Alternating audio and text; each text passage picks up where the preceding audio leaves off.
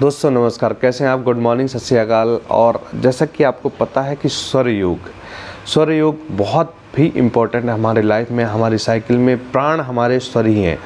तो जो कहते हैं कि प्राण क्या है, शरीर में प्राण की यानी कि श्वास, वायु जब तक वो स्वर योग सही से नहीं होगा तो आयुर्वेद में वर्णन है, प्लस आपके जो शिव में स्वर योग लिखा है उसमें भी वर्णन है कि जब आपके इडा, पिंडला और सुषुम्ना नाड़ी, 3 हमारी नाड़ियाँ होती हैं।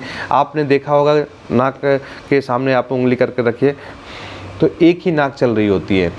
तो यानी कि दाहिना नॉस्ट्रिल जो होता है वो सूर्य नाड़ी को रिप्रेजेंट करता है, बाएं होता है चंद्र नाड़ी को, और दोनों जो मध्य नाड़ी है यानी कि उस सुषुम्ना नाड़ी आपकी बहुत ही एक्टिवेट रहती है अगर आप उसको हठ योग द्वारा उसको संयमित करते हैं और निरंतर योग का अभ्यास करते हैं, तब वो सुषुम्ना नाड़ी आपकी एक्टिवेट होती है।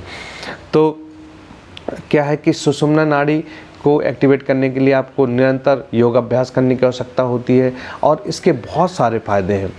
जब आप कोई बीमारी नहीं होगी तो आपके दोनों नोस्ट्रिल से आपकी सांस अंदर बाहर आएगी। और इसके पश्चात जब आप कोई भी कार्य, पहले हमारे ऋषि मुनि जो पुराने होते थे वो क्या करते थे, स्वर को देखकर ही वो कार्य प्रारंभ करते थे। चरक संहिता आयुर्वेद बागभट्ट जी द्वारा रचित बागभट्ट संहिता में भी इसका वर्णन है, और इसके साथ साथ चरक संहिता में भी स्वर योग का वर्णन है जो इडा, पिंडला, सुषुम्ना के बारे में वर्णित है।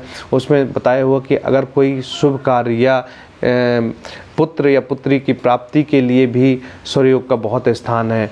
तो आप चरक संहिता देखेंगे उसमें साफ स्पष्ट रूप से वर्णन है। तो पहले जो हमारे ऋषि मुनि थे, जो हमारे पहले गुरु लोग थे, उन्होंने इस चीज़ का अध्ययन किया और उसको अपने जीवन में अप्लाई करने के लिए काफ़ी कठोर तप किए।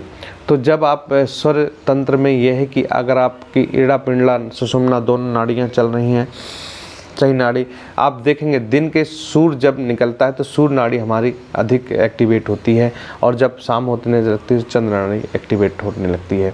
सुषुम्ना नाड़ी अगर दोनों एक्टिवेट रहती तो आपको बहुत ही आनंद की अनुभूति होती है। तो आप देखेंगे दोनों जब एक्टिवेट होती हैं तो आपके अंदर श्वास बराबर आ रही होती है। तो पुराने ऋषि मुनि हमारे यही देखकर खाना भी खाते थे, यही देखकर कई सारे शुभ कार्य जो भी करने होते थे तो इसी को देखकर करते थे। नमस्कार।